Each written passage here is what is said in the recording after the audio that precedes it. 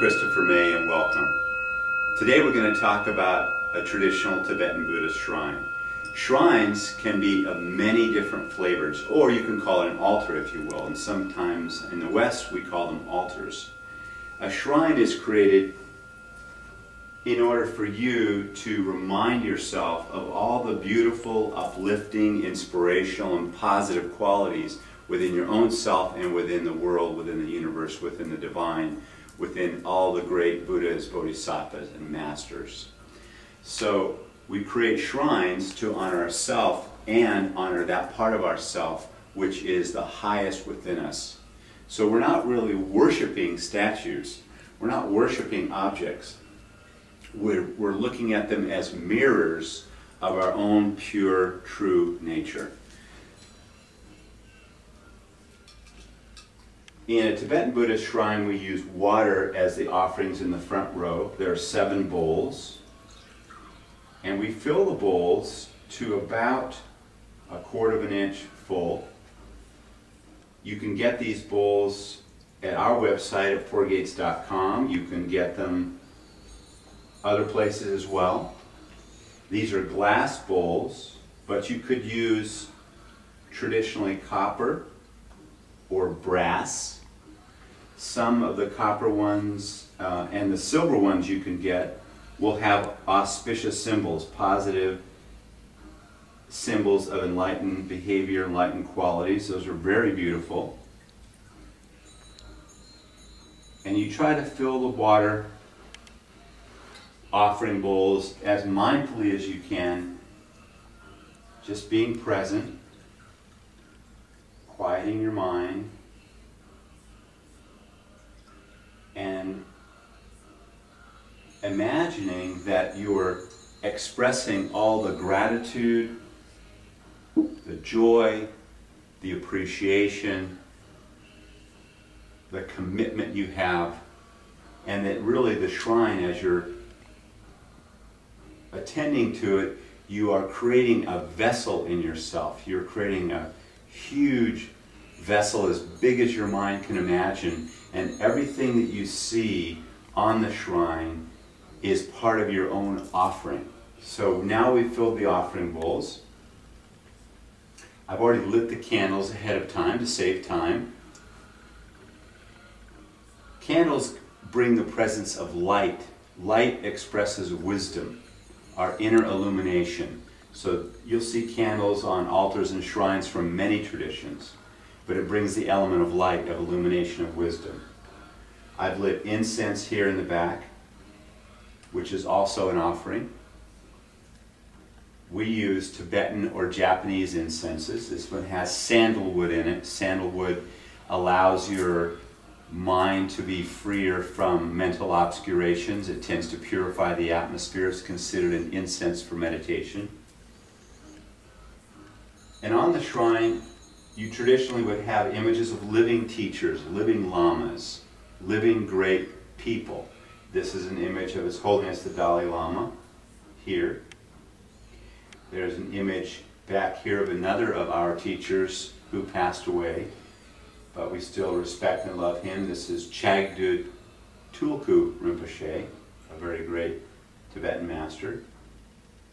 We have an image, a statue that is, of Medicine Buddha, the Healing Buddha, of Avalokiteshvara, or Chenrezig, of which His Holiness the Dalai Lama is considered an expression.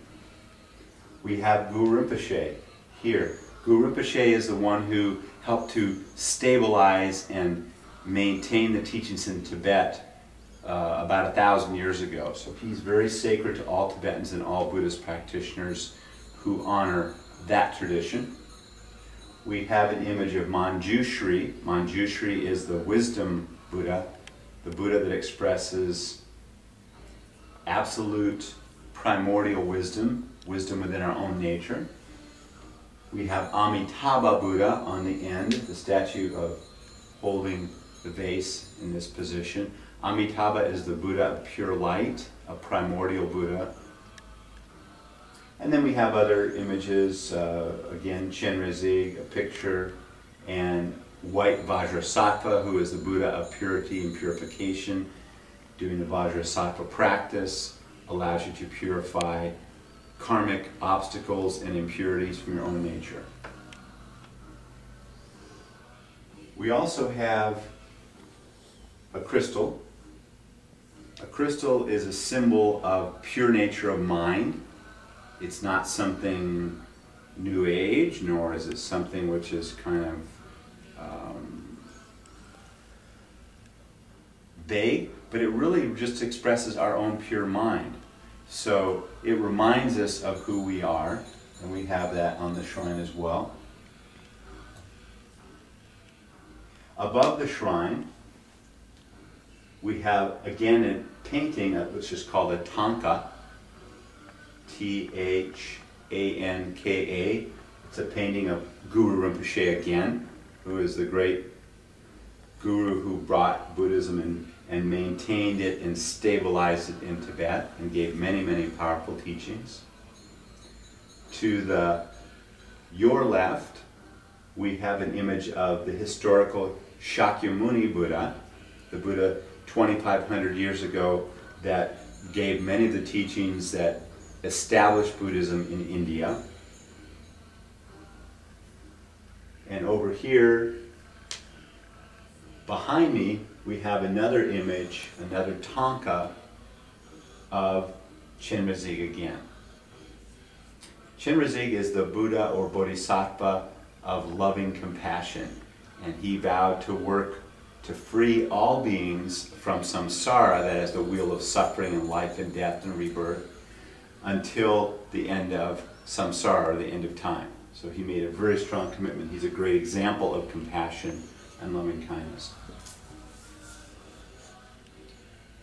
I opened with a gong. A gong is a beautiful and powerful way to help purify the space, to bring your mind into focus. Sound is one of the most powerful influences in life, and as you know from listening to music, it really can change your mood. It can totally turn around feelings, and you can go from being kind of down or frustrated or angry to kind of upbeat and kind of energetic. A gong helps to relax the mind, to help purify the space, and it aids in focus and concentration. There are many other things one could use on a shrine. This is just one example. But the most important thing is the way that you put it together and why you put it together. Remember, these are not things that we're worshiping. These are objects, being paintings or expressions or symbols of our own enlightened nature, and of the enlightened nature that exists within these great beings that have taught and helped humanity for thousands and thousands of years and eons, really, since beginningless time, since human beings first started understanding this connection.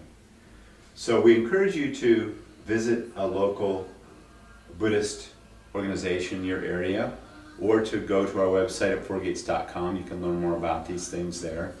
But it's a beautiful way to connect with yourself. If you can do one in your home, we think that it will create tremendous benefit.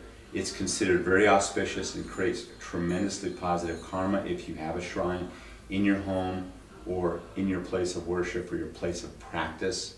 That's why we have one here at Four Gates.